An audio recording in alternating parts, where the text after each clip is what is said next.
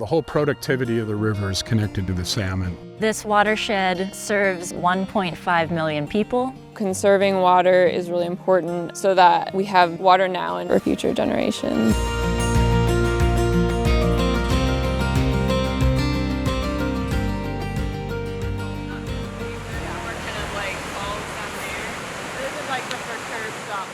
So Darigold has been partnering with Seattle Public Utilities for several years now on water conservation projects. Hey, my name's Elise Evans. I work for Seattle Public Utilities. Today we visited the Cedar River watershed and we got to see where our drinking water comes from.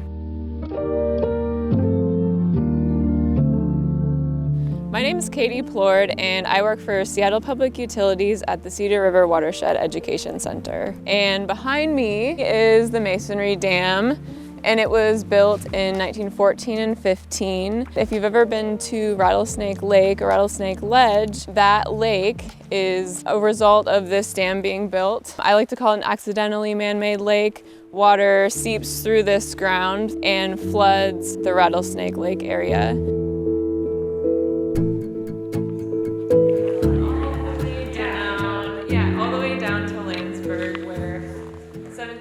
I think we're doing a good job when people aren't concerned with the water quality. We like to say that the forest filters the water, and so we maintain the forest health in order to maintain water health. And therefore, when you turn on your faucet, you know you're drinking healthy, good tasting water.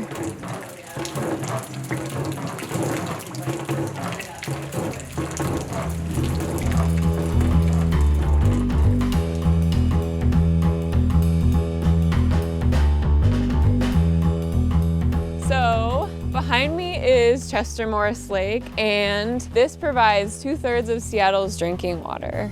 And it takes about 3 weeks for the water to get from here, flow all the way down to the Cedar River, where it's diverted, processed, tested, and then comes out your tap. And so we have specialists who maintain the forest health and the water health. We have some of the best quality water in the country, and we're really proud of it. This space provides drinking water for so many people. It also is the source of water for rivers where salmon run, and they're a really key species in our area.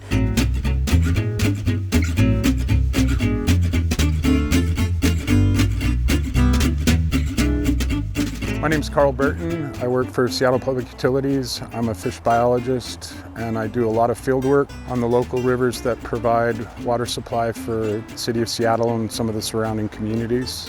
We're on the Cedar River, and we were looking at sockeye salmon primarily out in the river spawning. They spawn between the first week of September and the end of November.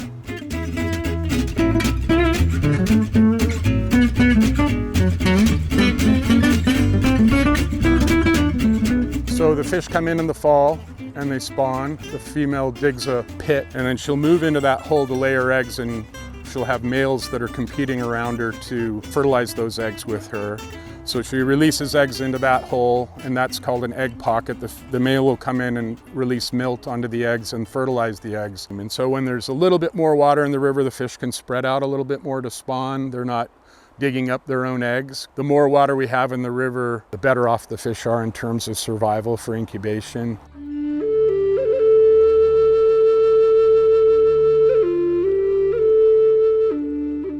In regards to orcas, they primarily feed, at least in Puget Sound, on Chinook salmon. So the more Chinook salmon they have to eat, the more productive they're going to be in producing more orcas. You know, reproductive success will go up. You won't end up with fish that are having difficulty just feeding themselves. And if females orcas can't eat enough, they're not going to be successful reproducing.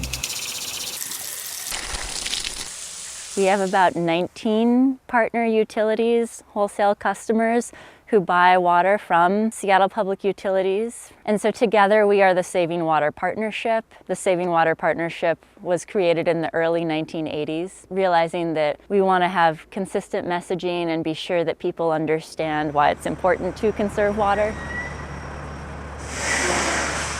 Darigold is working on their 4th project with us, and currently we're working on one with the clean-in-place system that cleans the large tanks that receive the milk from farms. The upgrades to that clean-in-place system at the Darigold plant will recover water and, on a large scale, use less water. It will save Darigold money on water and sewer bills and really makes a big difference. Hi.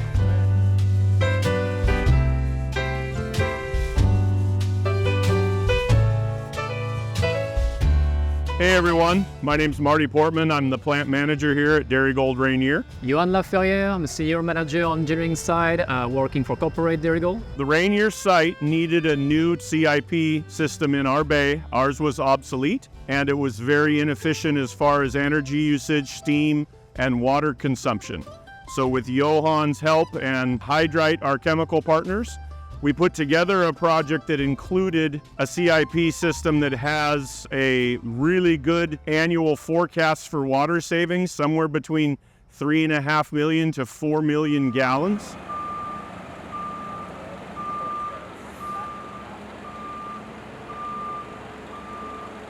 So we are replacing an existing single-use steam injection CIP. So this is going away. We're installing a brand new free tank skid. We're preparing the solution in a closed loop, getting the right temperature, concentration, recovering the final rinse from one wash and use it as a pre-rinse for the next wash. So that saves around 300 gallons per wash. We're doing around 20 washes a day here at the Rainier facilities. We're hoping to save around 3.5 million gallons a year. So around 10,000 gallons a day. So this is water that's not going down the drain to wastewater. This is also reducing our water usage with the permits with the city. That's a great news for Rainier. It's going to make it that much easier. There's also an additional level of control that we did not have with the previous system. So this is all connected through our PLC, and we'll have brand new HMI screen for the operator to control these remotely.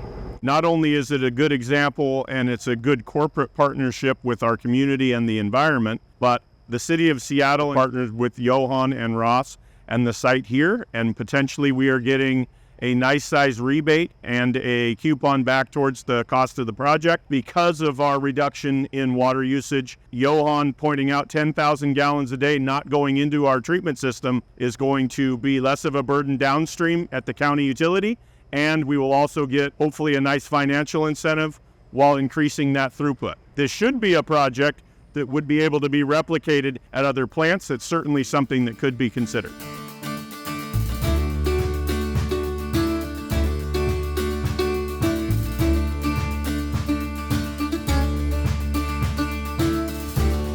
When companies like Darigold conserve water or find more efficient ways to do things that they use water for, you have more water for fish. The Cedar River watershed is a really special place. A lot of people, a lot of effort is put into making sure that the water that comes out of your tap is safe and healthy. When Darigold and other companies upgrade their systems to use less water and be aware of the greater impact of all that we're doing, it helps conserve this important resource for our region. If people conserve more water, there'll be more water in the reservoir. So that's an example of how conservation can directly affect the productivity of fish.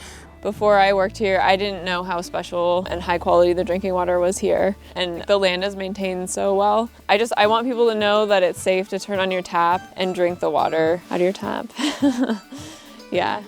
It's a collective effort to conserve water. Every gallon really adds up. Our region is growing tremendously. We need water for our public health and our life, and it's essential that we have clean, accessible drinking water. I hope I answered your question. Yes, no, that was perfect.